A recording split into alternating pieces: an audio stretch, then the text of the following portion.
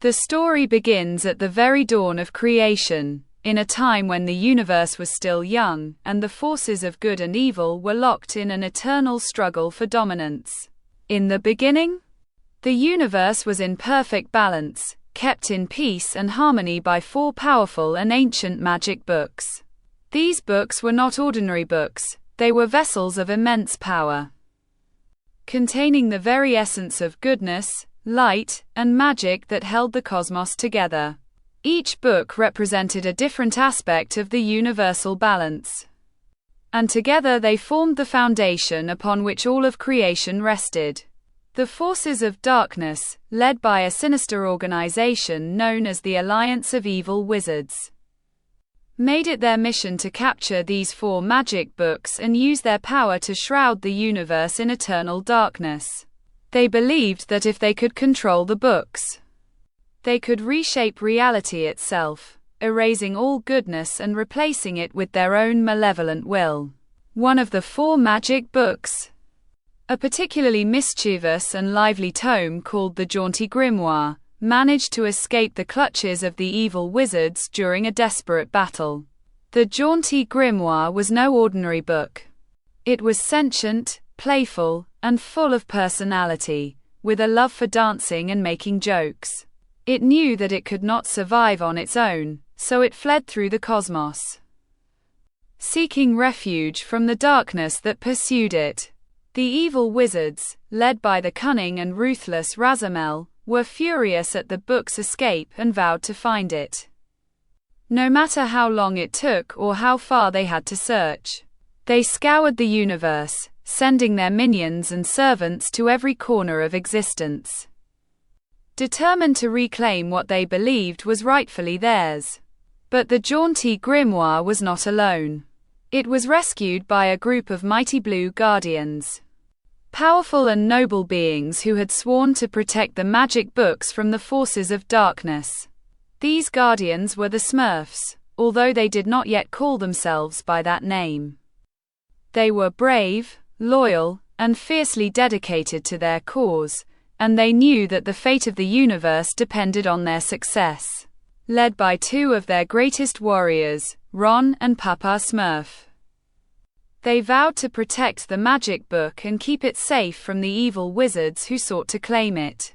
They fought with courage and determination, using their unique abilities and their unbreakable bond to fend off wave after wave of attacks from the Alliance of Evil Wizards.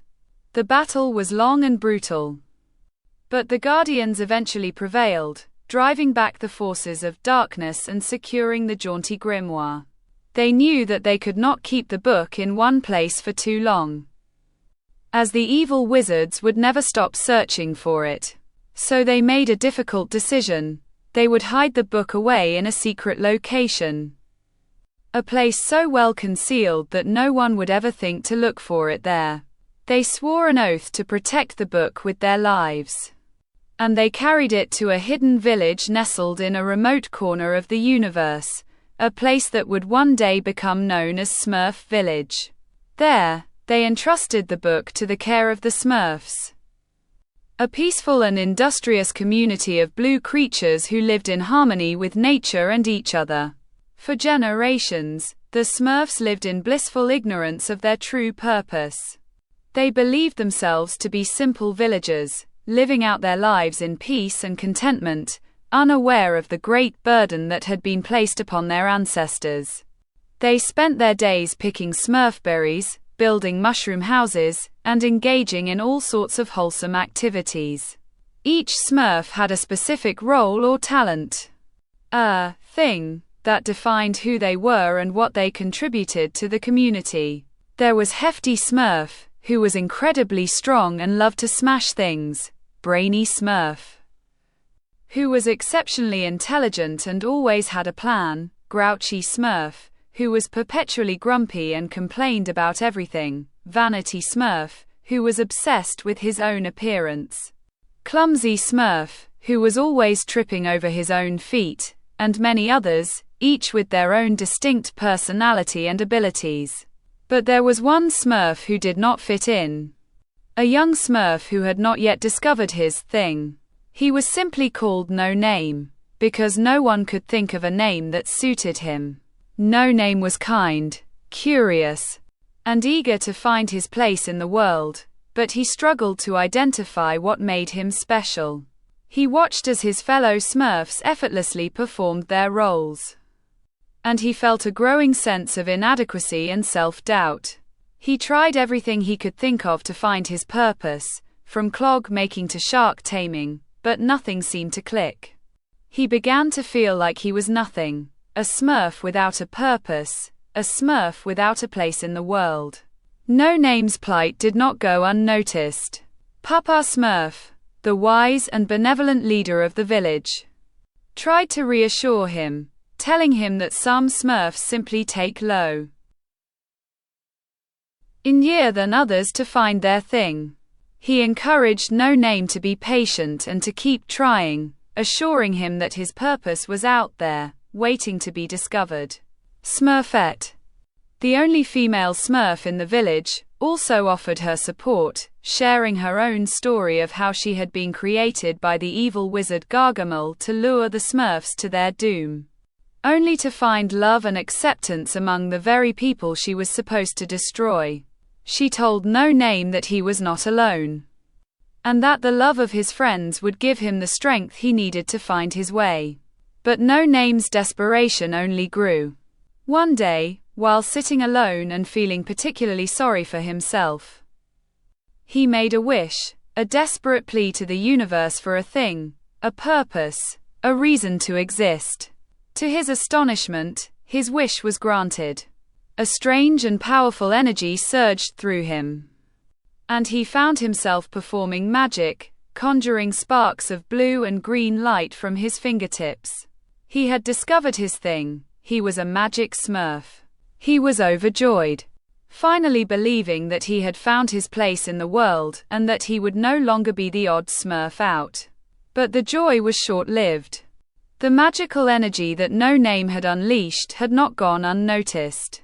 It had been detected by the Alliance of Evil Wizards, who had been searching for the Jaunty Grimoire for over a century. Razamel, the leader of the Alliance, was determined to find the book and claim its power for himself. He dispatched his loyal henchman Joel to track down the source of the energy and retrieve the book at any cost. Joel followed the energy signal to Smurf Village, and he captured Papa Smurf, hoping to force him to reveal the location of the Jaunty Grimoire. No Name and the other Smurfs were horrified to learn that Papa Smurf had been kidnapped. They knew that they had to rescue him, but they had no idea where to start. No Name, eager to prove his worth and make up for his earlier blunder, offered to use his newly discovered magic to find Papa Smurf. He focused his energy and attempted to locate the evil wizard who had taken him, but his magic was still untrained and unpredictable. He inadvertently transported them to Gargamel's lair instead of Razamel's castle, where they encountered Gargamel, the bumbling and incompetent wizard who had been a thorn in the Smurfs' side for years. Gargamel was shocked to see the Smurfs, but he was also overjoyed. He believed that they had come to him willingly, and he saw an opportunity to finally capture them and use them for his own nefarious purposes. However, No Name and the Smurfs were not about to be taken without a fight. They used their wits and their unique abilities to escape from Gargamel's clutches, outsmarting him at every turn. No Name's magic proved to be surprisingly useful, though it was still highly unpredictable and often backfired in unexpected and hilarious ways.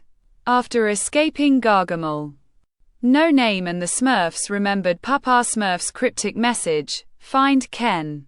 They had no idea who Ken was, but they knew that he was their only hope of rescuing Papa Smurf. They searched for clues, eventually discovering an old portal that Ken had left behind. Clumsy Smurf, in his usual clumsy fashion, accidentally activated the portal, sending the Smurfs hurtling through space and time to an unfamiliar and bewildering location, the city of Paris, France. Paris was a shock to the Smurfs, who had never seen anything like it. The city was vast and bustling, filled with towering buildings, strange vehicles, and millions of humans. The Smurfs quickly realized that they were out of their element, and they struggled to navigate the unfamiliar environment. They were soon discovered by a group of city Smurfs, a secret society of Smurfs who lived in the human world and acted as guardians of the magical portals that connected the different realms. The city Smurfs were led by a charismatic and somewhat cynical Smurf named Moxie, who was skeptical of the newcomers and their story. Moxie and her team eventually agreed to help No Name and his friends find Ken. They led them to a discotheque, where Ken was hiding in plain sight, disguised as a human DJ. Ken was Papa Smurf's long-lost brother, a brilliant and resourceful Smurf who had been living in the human world for decades, protecting the portals and keeping an eye on the activities of the evil wizards.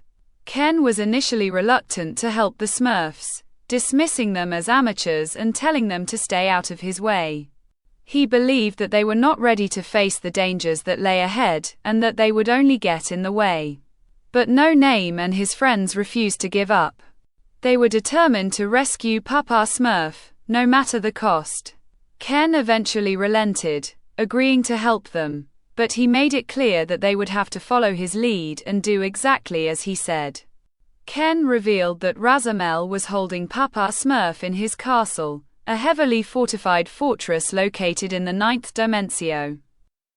The nexus of space and time. He explained that the only way to infiltrate the castle was to use the portals. But they would need to avoid the attention of Razamel's minions and the deadly traps that protected the fortress. Ken's plan was simple but dangerous. They would sneak into the castle, rescue Papa Smurf, and escape before Razamel even knew they were there. But things quickly went wrong. No Name's magic, which was supposed to transport them directly to the castle, instead sent them to the Australian Outback, where they encountered the Snooterpoots, a tribe of trickster creatures who survived by taking advantage of lost travelers. The Snooterpoots were mischievous and unpredictable, and they were not above stealing from their guests. The Smurfs were forced to barter with the Snooterpoots, trading their belongings and even Ken's prized watch for safe passage.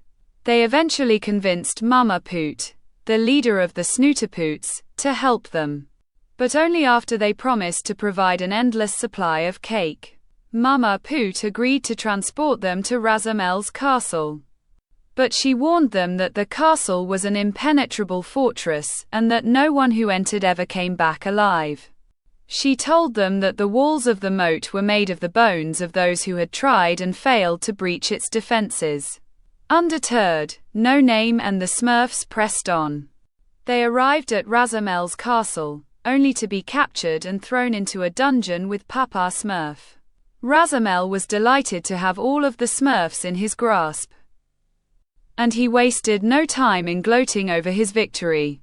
He revealed his plan to use the 4 magic books to shroud the universe in darkness, and he threatened to squash the Smurfs one by one until Papa Smurf revealed the location of the Jaunty Grimoire. Papa Smurf, however, refused to give in. He knew that the Jaunty Grimoire was the key to stopping Razamel, and he was determined to protect it at all costs. He encouraged his Smurfs to stay strong and to never give up hope, even in the face of overwhelming odds. No Name, in particular, was inspired by Papa Smurf's courage and determination. He realized that he was not just a magic Smurf, he was a guardian of good, a protector of peace and harmony in the universe. He had finally found his true purpose, and he was ready to fight for it. Ken, who had managed to escape the initial capture, arrived with a plan to rescue the Smurfs. He used his knowledge of the castle's defenses to create a diversion, allowing No Name and his friends to escape from their cell. The Smurfs fought their way through the castle, using their unique abilities and their newfound teamwork to overcome Razamel's minions and traps. No Name's magic, once unpredictable and unreliable, now flowed through him with confidence and power, and he used it to great effect against Razamel's forces. In the final confrontation, Razamel attempted to merge the 4 magic books and use their power to destroy the Smurfs once and for all. But No Name and his friends were not about to let that happen. They fought with all their might, using their combined strength and their unwavering belief in the power of good to overcome Razamel's evil. No Name, drawing on the courage and determination of his friends, delivered the final blow, defeating Razamel and shattering his plans for universal domination. The Smurfs emerged victorious, and Razamel was defeated. The Jaunty Grimoire was safe, and the universe was saved from the clutches of darkness. No Name had finally found his thing, not just as a magic Smurf, but as a guardian of good, a hero who had proven that even the smallest and seemingly most insignificant among us can make a difference. He had earned his name, not through a label or a title, but through his actions and his courage. The story ends with the Smurfs returning to Smurf Village, where they are welcomed as heroes. No Name is celebrated for his bravery and his magical abilities, and he is finally given a proper name, Magic Smurf. He has finally found his place in the world, and he knows that he will always be surrounded by the love and support of his friends and family.